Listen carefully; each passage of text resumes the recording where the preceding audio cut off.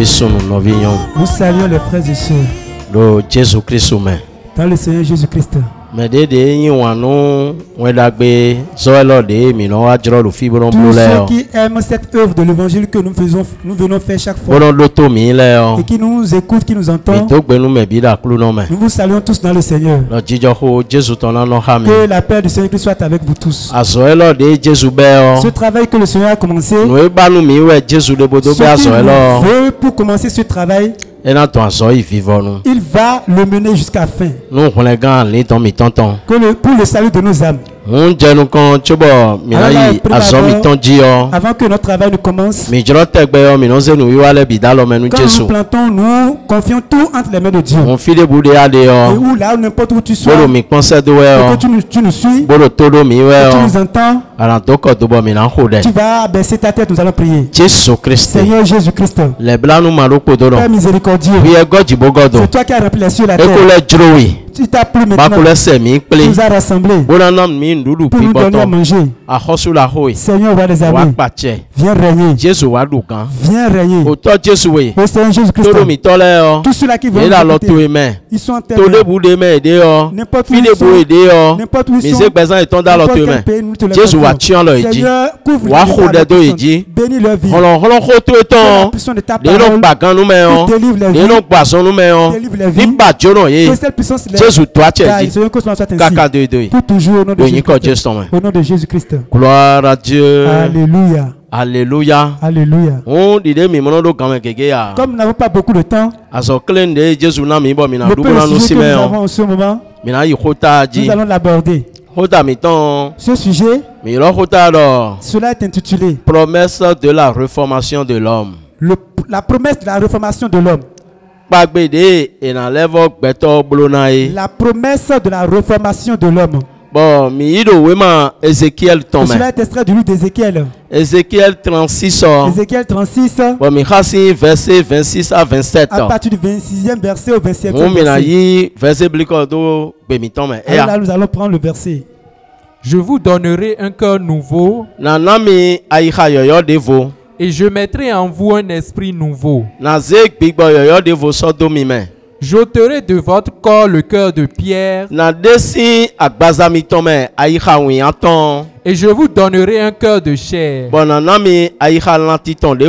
Je mettrai mon esprit en vous. Et je ferai en sorte que vous suiviez mes ordonnances. Et que vous observiez et pratiquiez mes lois. C'est de là qu'est extrait notre sujet. Jésus-Christ. C'est Jésus-Christ. Seigneur, sauveur des âmes. C'est toi la source de vie. Pénètre les cœurs. À travers ta parole, sauve les vies. À travers ta parole, Seigneur, réforme-nous. Que cela soit ainsi. Au nom de Jésus-Christ. Nous avons dit la promesse de la réformation de l'homme.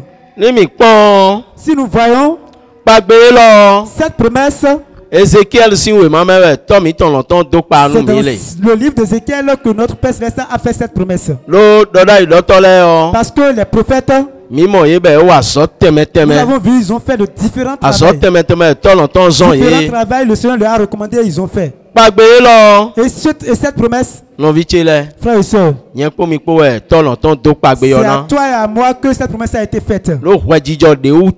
La raison pour laquelle cette promesse a été faite, dans le livre d'Ésaïe, Ésaïe 59, et c'est là Ésaïe a dit non, que la main de l'Éternel n'est pas trop courte pour sauver l'homme, qui n'est pas incapable. Il n'est pas la raison pour laquelle l'homme, quand l'homme l'appelle, il ne nous entend pas, il ne nous écoute pas. Il a dit que non. Quelque chose s'est passé sur la vie de l'homme. Quelque chose s'est passé. Et ce qui s'est passé, quand nous nous plantons chaque fois, nous le disons. Parce que le monde ne le sait pas. Cela voudra dire que comme les choses sont comme ça de façon c'est ainsi que le Créateur a créé ce monde. Il ne l'a pas créé ainsi. Adam et Ève, il les avait créés dans le jardin d'Éden. Dans le jardin d'Éden, il est appelé paradis terrestre. Le royaume céleste sur la terre. Dieu a créé l'homme pour le repos. Il a créé l'homme pour la paix. Dieu n'a pas créé l'homme pour la souffrance. Si l'homme est en train de souffrir aujourd'hui dans ce monde, et qu'il y a les maladies par-ci par-là avec les souffrances, les malédictions, c'est quelque chose qui l'a amené. Ce qui a amené cela, on appelle cela la désobéissance à la voix de Dieu. Dieu avait dit à Adam, l'arbre de la connaissance du bien et du mal, et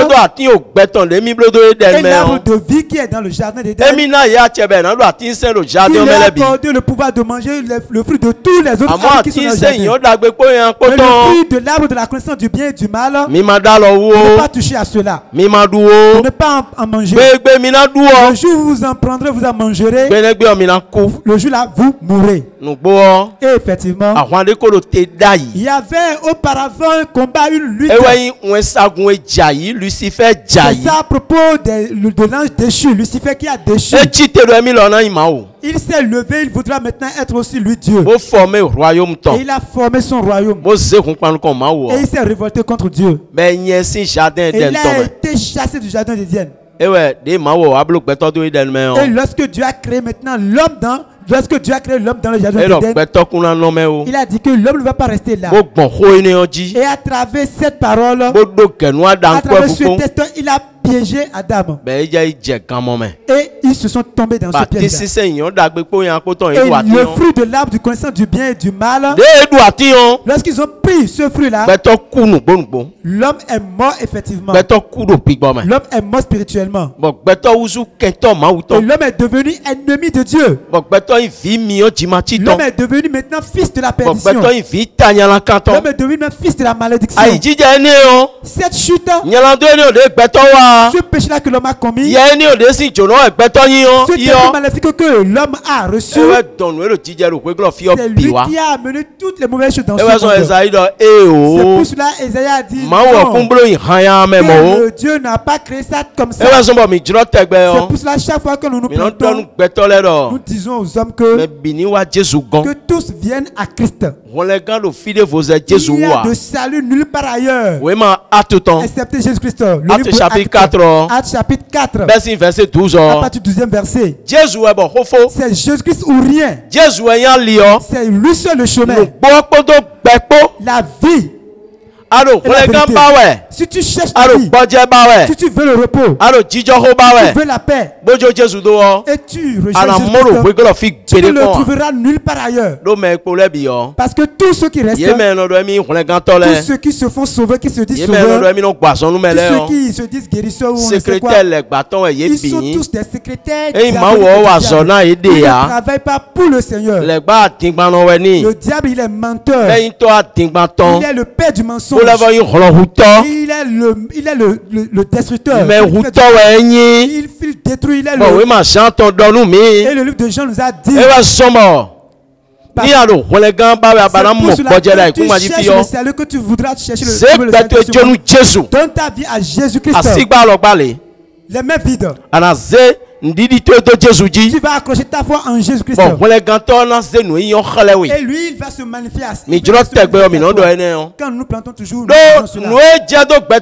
parce que ce qui s'est passé sur l'homme, ce truc-là a gâché la vie de l'homme. Au point où on ne peut le dire. C'est pour cela le Seigneur a dit qu'il va reprendre. Alléluia. Amen. Alléluia. Amen. Ce qui s'est passé sur la vie de l'homme, ça a mené la vie de l'homme à devenir animal. Ça a détourné l'intelligence de l'homme. Ça a détourné le cœur, ça a détourné le cœur. Et l'homme est devenu quelqu'un qui a C'est pour cela que chaque fois nous le disons, nous l'expliquons. Afin que tu sois chrétien, que tu sois adorateur de Dieu dans ce monde, tu vas te poser cette question. Si lorsque j'ai reçu Christ, lorsque je me suis donné à Christ, est-ce que l'œuvre a effectivement commencé en moi? Parce que ta propre justice ne peut jamais te procurer la vie éternelle. Ta propre connaissance, sagesse ne te donnera jamais la vie éternelle. Ce que tu es, le péché a tout détruit. C'est pour cela le livre que je vais prendre, le livre a dit que l'homme n'est pas comme ça seulement. Il y a quelque chose qui a pris corps, qui est entré dans l'homme, qui a rendu la vie de l'homme animal, qui a rendu la vie de l'homme ennemi de Dieu, qui a détruit la vie de l'homme. Et le premier livre, le premier texte que nous allons prendre, c'est le livre Romains 7. Romains 7, verset 14. À partir du 14e verset. Allons-y.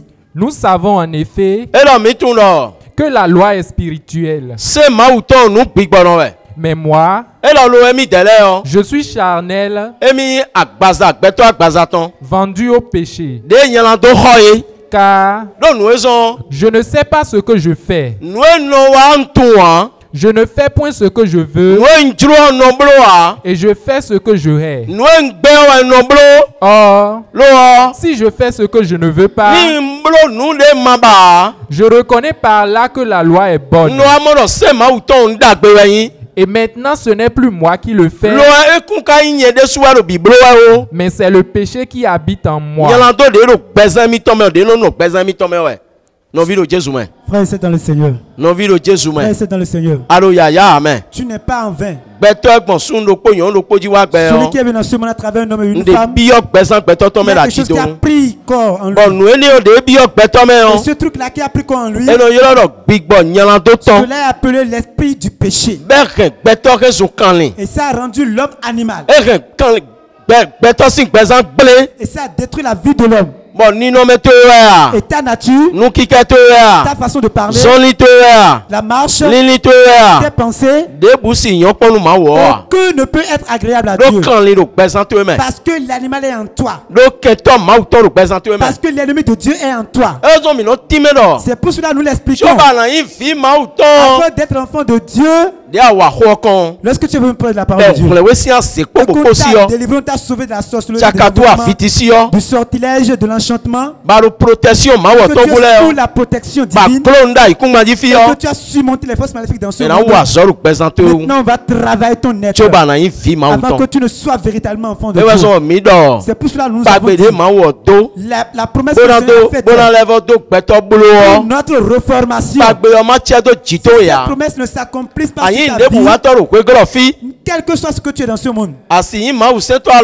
Tu peux être adorateur de Dieu n'importe comment. Tu peux toutefois même être encore serviteur de Dieu. Tu vas demeurer dans ce monde et dans ce monde. Et toi-même en faisant la mature avec la condamnation, tu verras que tu es enfant de Dieu, que tu es serviteur de Dieu et à travers ton comportement et ta façon d'être, ta nature, te montreront que tu es enfant de Dieu. C'est pour cela, premièrement, ce truc-là qui se retrouve dans la vie de l'homme, c'est une chose vivante. Il est vivant. Le péché est un être vivant. L'esprit maléfique vivant, péché qui est en toi, il doit être déraciné. C'est la raison pour laquelle nous avons besoin de l'opération. Cette opération, l'esprit de Dieu qui le fait. Et il le fait à travers la parole de Dieu, à travers la prédication de la croix. C'est à travers la prédication de la croix qu'il le fait. Il déracine ce être vivant-là. C'est pour cela nous dans notre église unie, la parole de Dieu, elle n'est pas chose facile. Elle n'est pas chose de plaisanterie.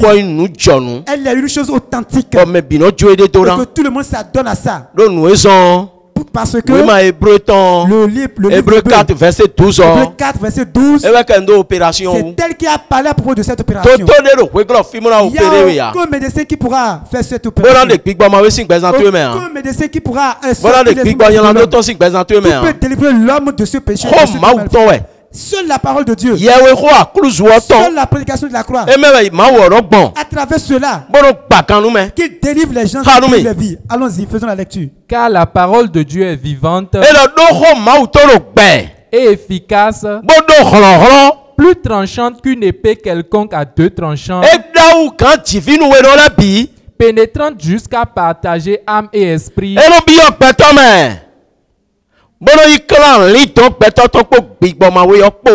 jointures et moelles. Elle juge les sentiments et les pensées du cœur. Alléluia. Amen. Cette opération, qui que tu sois étant venu prendre la parole de Dieu, on doit faire cette opération pour toi. C'est pour cela que ce n'est pas chose ce n'est pas chose de plaisanterie. Tu vas vérifier. Cette opération t'a été faite. C'est ça qu'on appelle la délivrance de l'âme. C'est différent de la délivrance de ton corps physique. C'est différent de la délivrance des esprits impurs. Ça concerne l'âme. Et maintenant on va t'opérer. Ce n'est pas l'homme qui le fait. Gloire à Dieu. Alléluia. C'est ce travail-là qu'on va faire pour toi. Et celui qui a fait ce travail-là pour toi, il va continuer dans le travail. Il va commencer maintenant par accomplir en toi l'œuvre de la réformation. Ce qui est en l'homme, il a détruit, il a détruit tous les membres et aucune partie n'est bonne. Il a détruit le cœur. Il a détruit le cerveau. Il a détruit la vie de l'âme. Il t'a rendu maintenant incapable. Et tu deviens incapable. Maintenant on va le sortir de ta vie. Je prie le sauveur des âmes.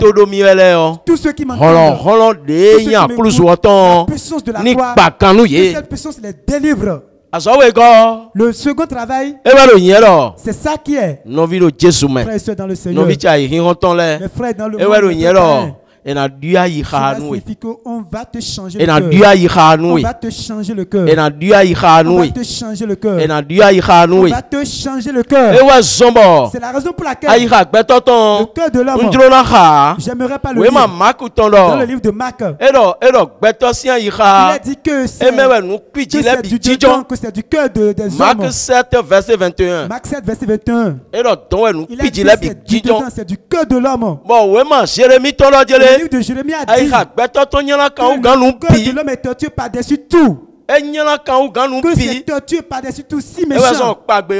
C'est pour cela la promesse a dit qu'il va reformer l'homme. C'est pour cela lorsque l'esprit maléfique est sorti de l'homme, l'esprit Saint maintenant va te pénétrer. Il a dit qu'il est de votre avantage si je n'en vais pas le consolateur, si je m'en vais, je l'enverrai.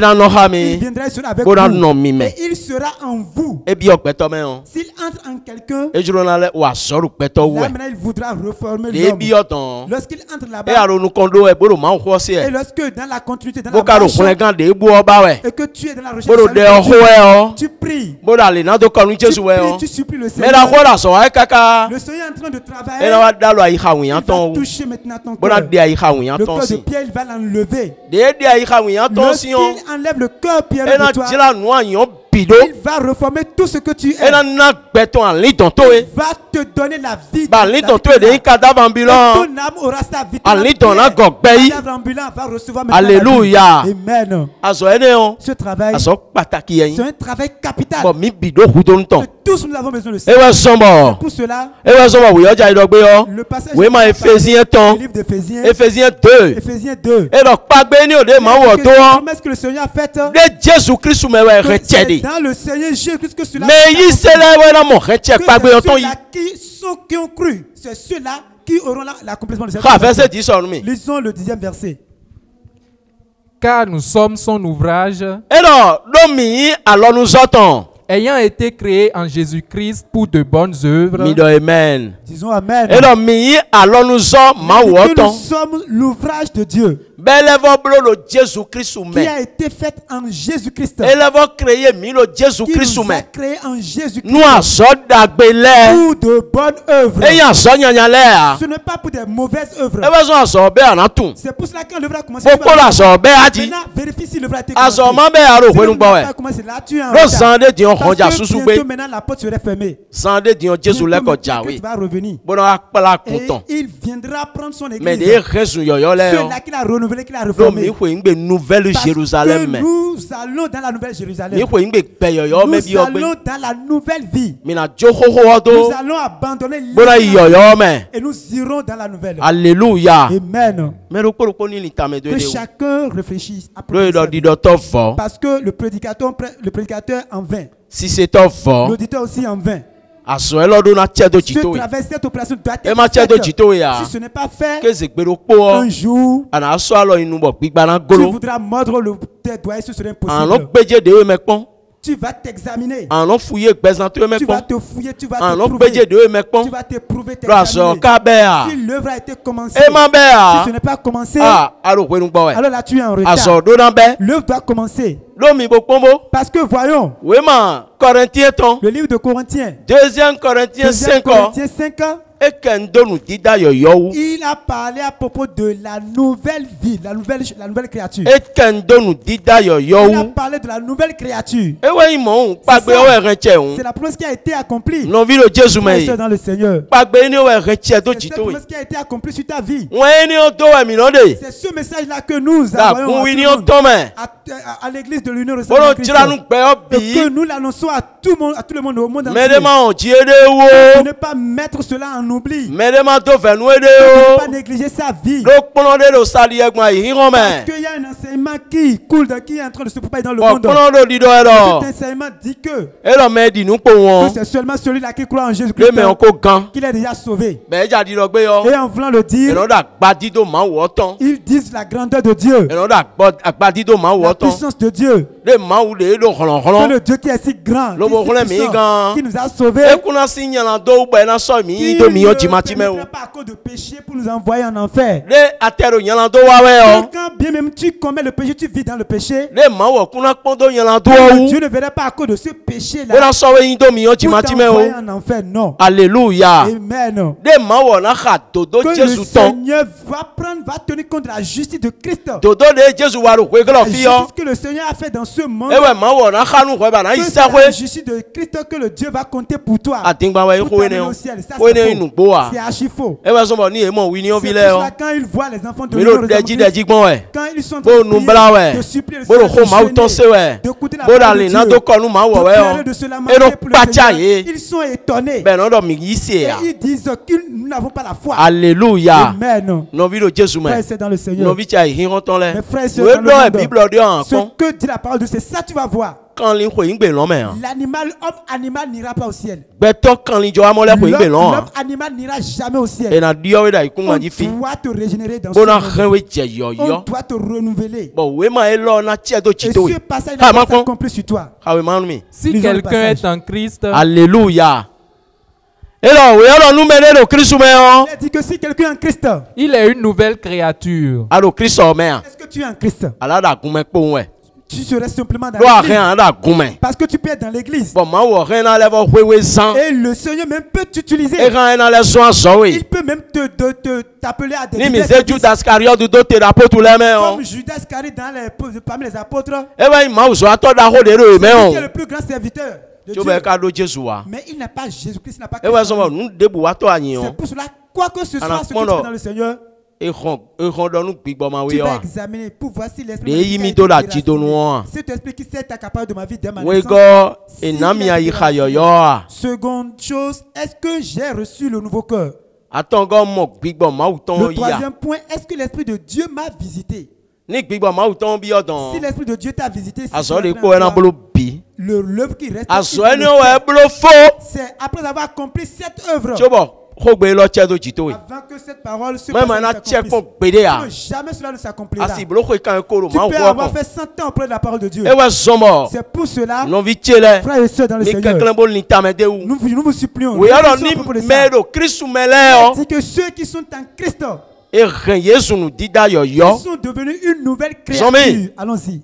Les choses anciennes sont passées. Voici, toutes choses sont devenues nouvelles. Et tout cela vient de Dieu. Alléluia. Amen. Cela ne vient pas de l'homme. Cela ne mène pas le tas. Cela ne mène pas le tas. C'est la miséricorde de Dieu. C'est lui qui l'accomplit sur la vie de ceux qui sont venus à Christ. C'est lui qui l'accomplit sur la vie de ceux qui sont venus à Christ. Ceux qui sont venus à Christ à travers. Il accomplit cette parole-là sur leur vie. Alors là, quand on te vois debout, tu as reçu le cœur nouveau. Le cœur pur a été ôté. Tu as reçu l'Esprit de Dieu. L'Esprit de Dieu, c'est Dieu lui-même. Il va te changer. Et tu deviendras une nouvelle créature. Et ta marche va changer. Tes comportements changeront. Tes dits seront changés. Ta manière de faire sera changée. Et ceux qui te connaissaient auparavant, quand ils te voient aujourd'hui, ils diront vraiment c'est vrai. Jésus sauve effectivement, il change vraiment les vies. C'est ça l'assurance de vie que nous avons. Je prie le Sauveur des âmes. Celui qui a rempli les cieux et la terre. Celui qui nous a donné je prie le Seigneur. Il accomplit cela dans nos vies. Je prie le Dieu d'Abraham, d'Isaac. Que nous ne serons pas prédicateurs en vain. Nous ne serons pas auditeurs en vain. N'importe où tu sois, que tu écoutes cette parole. Mets ton salut à l'œuvre.